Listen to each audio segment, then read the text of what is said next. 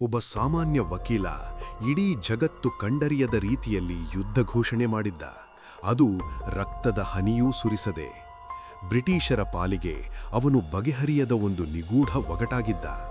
ಆ ಮೌನದ ಹಿಂದಿದ್ದ ಆ ಮಾಸ್ಟರ್ ಮೈಂಡಿನ ಅಸಲಿ ಕಥೆ ಇಲ್ಲಿದೆ. ವರ್ಷ 1893. ದಕ್ಷಿಣ ಆಫ್ರಿಕಾದ ಒಂದು ಕರಾಳ ರಾತ್ರಿ. ಗಾಳಿ ಜೋರಾಗಿ ಬೀಸುತ್ತಿದೆ.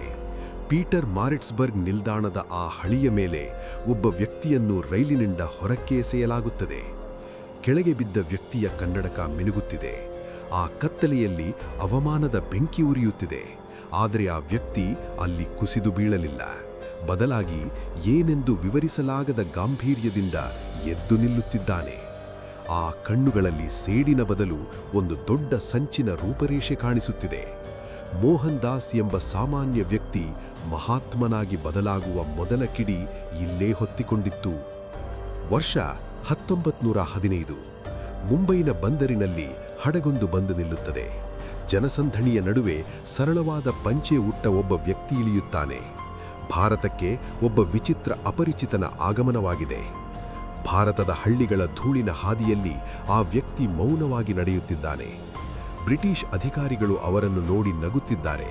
ಆದರೆ ಅವರಿಗೆ ತಿಳಿದಿಲ್ಲ, ಇದು ಸುನಾಮಿ ಬರುವ ಮುನ್ನ ಇರುವ ಶಾಂತಿ ಎಂದು. ಚಂಪಾರಣ್ನ ನೀಲಿ ಬೆಳೆಗಾರರ ಆರ್ತನಾದ.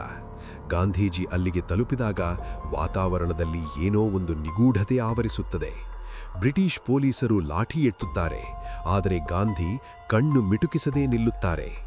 ಮೊದಲ ಬಾರಿಗೆ ಬ್ರಿಟಿಷರಿಗೆ ಗೊಂದಲವಾಗುತ್ತದೆ. ಹೊಡೆದರೆ ಅಳದ, ಎದುರಿಸಿದರೆ ಓಡದ ಈ ವ್ಯಕ್ತಿಯನ್ನು ಹೇಗೆ ನಿಯಂತ್ರಿಸುವುದು? ಅವರ ಬಂದೂಕುಗಳಿಗಿಂತ ಈ ಮೌನವೇ ಭಯಾನಕವಾಗಿ ಕಾಣತೊಡಗುತ್ತದೆ. ಒಂದು ಸಣ್ಣ ಚಕ್ರದ ಗಿರಗಿರಾ ಸದ್ದು ಇಡೀ ಸಭಾಂಗಣದಲ್ಲಿ ಪ್ರತಿಧ್ವನಿಸುತ್ತಿದೆ. ಇದು ಕೇವಲ ನೂಲು ತೆಗೆಯುವ ಕೆಲಸವಲ್ಲ, ಇದು ಬ್ರಿಟಿಷ್ ಆರ್ಥಿಕತೆಯ ಬೇರುಗಳನ್ನೇ ಕತ್ತರಿಸುವ ಮೌನ ಆಯುಧ. 1930ರ ಒಂದು ಮಂಜು ಮುಸುಕಿದ ಬೆಳಿಗ್ಗೆ ಸಬರಮತಿ ಆಶ್ರಮದಿಂದ ಗಾಂಧೀಜಿ ಹೊರಬರುತ್ತಾರೆ. ಅವರ ಕೈಯಲ್ಲಿದ್ದ ಕೋಲು ನೆಲಕ್ಕೆ ಬಡಿಯುವ ಸದ್ದು ಮಾತ್ರ ಕೇಳುತ್ತಿದೆ. ಸಬರಮತಿಯಿಂದ ದಂಡಿಯವರೆಗೆ 100 ಮೈಲಿಗಳ ದಾರಿ. ಬ್ರಿಟಿಷ್ ಗುಪ್ತಚರ ಇಲಾಖೆಗೆ ಅರ್ಥವಾಗುತ್ತಿಲ್ಲ. ಒಬ್ಬ ಮನುಷ್ಯ ಕೇವಲ ಉಪ್ಪಿಗಾಗಿ ಇಷ್ಟೊಂದು ದೂರ ನಡೆಯುವುದು ಯಾಕೆ? ಇದರ ಹಿಂದೆ ಯಾವುದಾದರೂ ದೊಡ್ಡ ರಹಸ್ಯ ಅಡಗಿದೆಯೇ? ಸಮುದ್ರದ ತೀರದಲ್ಲಿ ಸೂರ್ಯ ಉದಯಿಸುತ್ತಿದ್ದಾನೆ. ಗಾಂಧೀಜಿ ಬಾಗಿ ಒಂದು ಹಿಡಿ ಉಪ್ಪನ್ನು ಕೈಗೆತ್ತಿಕೊಳ್ಳುತ್ತಾರೆ. ಆ ಕ್ಷಣದಲ್ಲಿ ಇಡೀ ಬ್ರಿಟಿಷ್ ಸಾಮ್ರಾಜ್ಯದ ನಕ್ಷೆ ನಡುಗಿದಂತೆ ಭಾಸವಾಗುತ್ತದೆ. ಜೈಲಿನ ಕತ್ತಲ ಕೋಣೆಯಲ್ಲಿ ಗಾಂಧೀಜಿ ಕುಳಿತಿದ್ದಾರೆ. ಹೊರಗೆ ಲಕ್ಷಾಂತರ ಜನರು ಬೀದಿಗಿಳಿದಿದ್ದಾರೆ. ಬ್ರಿಟಿಷ್ ವೈಸ್ರಾಯ್ಗೆ ಈಗ ನಿದ್ದೆ ಬರುತ್ತಿಲ್ಲ. ಬಂದೂಕಿನ ಗುಂಡುಗಳಿಗೆ ಎದೆಯೊಡ್ಡಿ ನಿಲ್ಲುವ ಈ ಸೈನ್ಯವನ್ನು ಯಾರು ತಡೆಯಬಲ್ಲರು? ಉಪವಾಸ ಸತ್ಯಾಗ್ರಹ ಆರಂಭವಾಗುತ್ತದೆ. ದಿನ ಕಳೆದಂತೆ ಗಾಂಧೀಜಿಯ ದೇಹ ಸೊರಗುತ್ತಿದೆ. ಆದರೆ ಅವರು ಸವಕಲಾಗುತ್ತಿದ್ದಷ್ಟು ಬ್ರಿಟಿಷ್ ಅಧಿಕಾರಿಗಳ ಮುಖದಲ್ಲಿ ಭೀತಿ ಹೆಚ್ಚುತ್ತಿದೆ. 1942ರ ಕ್ವಿಟ್ ಇಂಡಿಯಾ ಘೋಷಣೆ. ಆ ದಿನ ಗಾಂಧೀಜಿಯ ಧ್ವನಿಯಲ್ಲಿ ಒಂದು ವಿಚಿತ್ರವಾದ ತೀವ್ರತೆ ಇತ್ತು. ಮಾಡು ಇಲ್ಲವೇ ಮಡಿ ಎಂಬ ಮಾತು ಇಡೀ ದೇಶದ ನರನರಗಳಲ್ಲಿ ವಿದ್ಯುತ್ ಸಂಚರಿಸುವಂತೆ ಮಾಡುತ್ತದೆ. ರಾತ್ರಿಯ ಕತ್ತಲೆಯಲ್ಲಿ ಬ್ರಿಟಿಷ್ ಅಧಿಕಾರಿಗಳು ರಹಸ್ಯ ಸಭೆ ನಡೆಸುತ್ತಿದ್ದಾರೆ. ಗಾಂಧಿಯನ್ನು ಎಲ್ಲಿ ಇರಿಸಬೇಕು, ಹೇಗೆ ಮೌನಗೊಳಿಸಬೇಕು? ಪ್ರತಿ ಸಲ ಅವರು ಗಾಂಧಿಯನ್ನು ಬಂಧಿಸಿದಾಗಲೂ ಅವರ ವಿಚಾರಗಳು ಹೆಚ್ಚು ವೇಗವಾಗಿ ಹರಡುತ್ತಿದ್ದವು. ಇಡೀ ದೇಶದಲ್ಲಿ ದಂಗೆ ಏಳುತ್ತದೆ. ಆದರೆ ಎಲ್ಲಿಯೂ ಆಯುಧಗಳಿಲ್ಲ. ಬ್ರಿಟಿಷರ ಫಿರಂಗಿಗಳು ಶಾಂತವಾಗಿವೆ. ಏಕೆಂದರೆ ಎದುರಾಳಿ ಹೋರಾಡಲು ತಯಾರಿಲ್ಲ, ಬಲಿಯಾಗಲು ತಯಾರಿದ್ದಾನೆ. ಲಂಡನ್ನ ಪಾರ್ಲಿಮೆಂಟ್ನಲ್ಲಿ ಬಿಸಿ ಬಿಸಿ ಚರ್ಚೆ.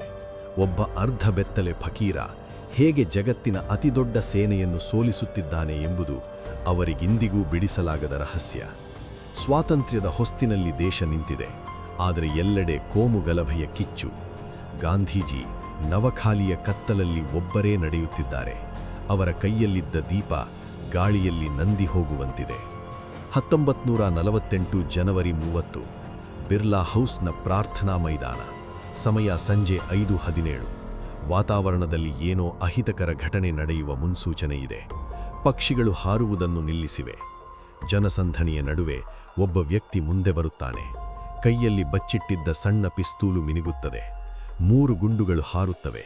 ಆ ಶಬ್ದ ಇಡೀ ಜಗತ್ತನ್ನು ಸ್ತಬ್ಧಗೊಳಿಸುತ್ತದೆ. ಗಾಂಧೀಜಿ ಕೆಳಗೆ ಬೀಳುತ್ತಾರೆ. ಅವರ ಬಾಯಿಂದ ಕೊನೆಯದಾಗಿ ಬರುವ ಮಾತು, ಹೇ ರಾಮ್. ಕನ್ನಡಕ ನೆಲದ ಮೇಲೆ ಬಿದ್ದಿದೆ. ಅವರ ಜೇಬಿನ ಗಡಿಯಾರ ಈಗಲೂ ಟಿಕ್ ಟಿಕ್ ಎನ್ನುತ್ತಿದೆ. ಶವ ಸಂಸ್ಕಾರದ ಮೆರವಣಿಗೆಯಲ್ಲಿ ಲಕ್ಷಾಂತರ ಜನರ ಮೌನ. ಆ ವ್ಯಕ್ತಿ ಸತ್ತಿದ್ದರೂ ಅವರು ಬಿಟ್ಟು ಹೋದ ಆ ನಿಗೂಢ ಶಕ್ತಿ ಇನ್ನೂ ಗಾಳಿಯಲ್ಲಿದೆ. ಬ್ರಿಟಿಷರು ಹೋದರು, ಆದರೆ ಅವರು ಸೋತಿದ್ದು ಗಾಂಧಿಯ ಆ ಮೌನದ ಮುಂದೆ. ಕಾಲ ಬದಲಾಗಿದೆ, ಜಗತ್ತು ಆಧುನಿಕವಾಗಿದೆ, ಆದರೆ ಗಾಂಧೀಜಿಯ ಫೋಟೋ ಗೋಡೆಯ ಮೇಲಿಂದ ನಮ್ಮನ್ನು ಈಗಲೂ ಪ್ರಶ್ನಿಸುತ್ತಿರುವಂತೆ ಕಾಣುತ್ತಿದೆ. ನಾವು ಅವರನ್ನು ಕೊಲ್ಲಬಹುದು, ಆದರೆ ಅವರ ತತ್ವಗಳನ್ನು ಹೂತುಹಾಕಲು ಸಾಧ್ಯವೇ ಇಲ್ಲ. ಏಕೆಂದರೆ ಪ್ರಪಂಚದ ಅತ್ಯಂತ ಶಕ್ತಿಯುತ ಆಯುಧವೆಂದರೆ ಅದು ಹಿಂಸೆಯಲ್ಲ, ಬದಲಾಗಿ ಸೋಲನ್ನೇ ಒಪ್ಪಿಕೊಳ್ಳದ ಸತ್ಯದ ಮೌನ.